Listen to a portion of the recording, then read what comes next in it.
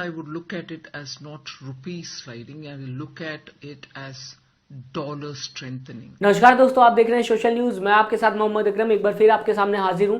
दरअसल मैं आज आपको बताना चाहूंगा कि निर्मला सीतारमण ने इंटरनेशनल स्टेज से एक बात कह दी, जिसके बाद लगातार सोशल मीडिया पे निर्मला सीतारमण को लोग ट्रोल करते हुए नजर आ रहे हैं। यहाँ तक कि विपक्ष भी काफी हद तक एक्टिव हो गया है, लगातार सवाल पूछता हुआ निर्मला सीतारमण से नजर आ रहा है विपक्ष। दरअसल दोस्तों मैं आपको बताना चाहूंगा कि निर्मला सीतारमण से जब एक रिपोर्टर ने यह सवाल पूछा कि रुपया लगातार गिरता हुआ नजर आ रहा है भारत का, इस पे आपका क्या ओपिनियन है, तो निर्मला सीतारमण ने यह कहा कि इसको इस तरीके से देखिए कि रुपया गिर नहीं रहा बल्कि डॉलर मजबूत हो रहा है। निर्मला सीतारमण के इस बयान के बाद आप क्या कहना चाहेंगे? ग्लास आधा भरा है या आधा खाली? निर्मला सीतारमण का बयान तो कुछ इसी तरह दिखाई दे रहा है, जहां पे रुपया जो गिर रहा है उस पर बात नहीं करनी, बल्कि वो कह रही कि डॉलर बढ़ता हुआ दिखाई दे रहा है। मैं आप सभी को बताना चाहूंगा कि डॉलर अपनी जगह पे जैसे पहले था वहां पर आज भी है, लेकिन रुपया लगातार देश का गिरता हुआ नजर आ रहा है। आज 83 के आसपास हो चुका है, लेकिन प्रधानमंत्री नरेंद्र मोदी अब कोई भी बात कहते हुए नजर नहीं आते। इस प्रकार से रुपया इतनी तेजी से गिर नहीं सकता। क्या कारण है?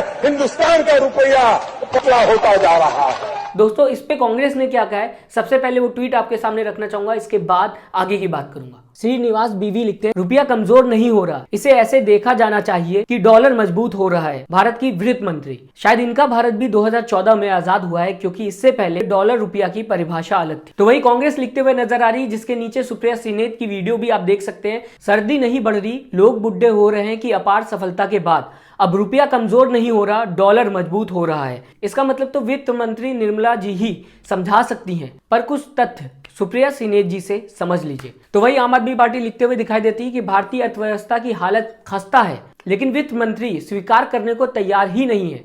वो कह रही हैं कि रुपया कमजोर नहीं हो रहा, डॉलर मजबूत हो रहा है। ये जो कह रही हैं उसे आंखों में धूल झोंकना कहते हैं, अपनी विफलता को छुपाना कहते हैं। बीजेपी से अब कुछ उम्मीद करना बेवकूफी है। तो दोस्तों आपने सुना किस तरीके से अपोजिशन लगातार प्रहार करता हुआ नजर आ रहा है, लगातार विपक्ष प्रहार करता हुआ नजर आ रहा है। विपक्ष ये कहता हुआ नजर आ रहा है कि अब निर्मला सीतारमण अपने आप को छुपाते हुए नजर आ रही है, अपनी सरकार की गलतियों को छुपाते हुए नजर आ रही है। कहीं ना कहीं जब रुपया आज गिरता हुआ नजर आ रहा है तो निर्मला सीतारमण ये कह रही कि डॉलर बढ़ता हुआ दिखाई दे रहा है। दरअसल दोस्तों मैं आपको एक वीडियो दिखाना चाहूंगा जो कांग्रेस की सुप्रिया सिन्हा ने जारी किया है निर्मला सीतारमण के इस बयान के बाद, उसे देखिए फिर आगे की बात करूंगा। आज निर्मला सीतारमण जी हमारी वित्त मंत्री ने एंटायर पॉलिटिकल साइंस की डिग्री वाले को भी पछाड़ दिया। अमेरिका में वित्त मंत्री बोली रुपया कमजोर नहीं हो रहा है, डॉलर मजबूत हो रहा है। अब ये कहने का क्या तात्पर्य था, ये तो स्वयं माननीय वित्त मंत्री ही समझा सकती हैं, लेकिन दो चार बातें यहां पर साझा करना जरूरी है। इस सरकार को रुपया मिला था 54 के मूल्य पर 2014 में, 83 के पार कराने की नौबत आ गई और लगता है शतक कराकर ही दम लेंगे मोदी जी।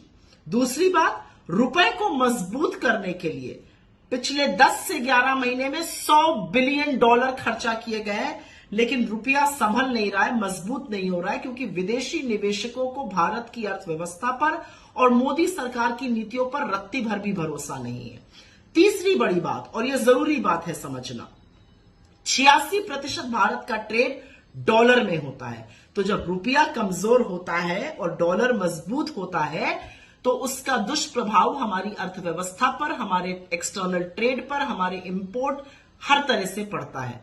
लेकिन वित्त मंत्री को तो इसकी चिंता ही नहीं है। उन्होंने आज एक नई थ्योरी निकाल दी, रुपया कमजोर नहीं हो रहा है, डॉलर मजबूत हो रहा है।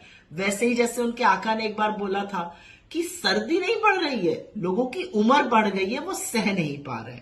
खैर, मुझे ऐसा लगता है कि कमजोर होता रुपया महंगाई को बढ़ाता है, टूटता होता रुपया आपके खाने की थाली तक को प्रहार करता है, और इसलिए वित्त मंत्री को इस तरह के बयान देने से बचना चाहिए। लेकिन लहसुन प्याज वो खाती नहीं है, रुपया जो है वो कमजोर हो नहीं रहा है, बेरोजगार है नहीं, फ्री फंड का खाना मिल रहा है, महंगाई कहीं दिखती नहीं है, यही सब बातें कहकर काम चलाया जा रहा है। देश की जनता जूझ रही है तो जूझ रहे, उनसे उनको क्या मतलब है। फिलहाल दोस्तों आपने सुना किस तरीके से सुप्रिया सिन्हा ने कहा कि जब प्याज महंगा हो रहा था, उस वक्त जब निर्मला सीतारमण से सवाल पूछा गया था कि प्याज को लेके आपकी राय क्या है, उस वक्त निर्मला सीतारमण ने यह बोल दिया था कि हमारे घर में कोई प्याज नहीं खाता। इसके साथ ही सुप्रिया सिन्हा ने प्रधानमंत्री नरेंद्र मोदी पे भी निशाना साधा। उन्होंने कहा कि जब पैसा लगातार गिरता हुआ नजर आता था पहले, उस वक्त प्रधानमंत्री नरेंद्र मोदी कई ऐसे भाषण देते हुए दिखाई देते थे, लेकिन आज प्रधानमंत्री एक भी बात बोलने को तैयार नहीं है।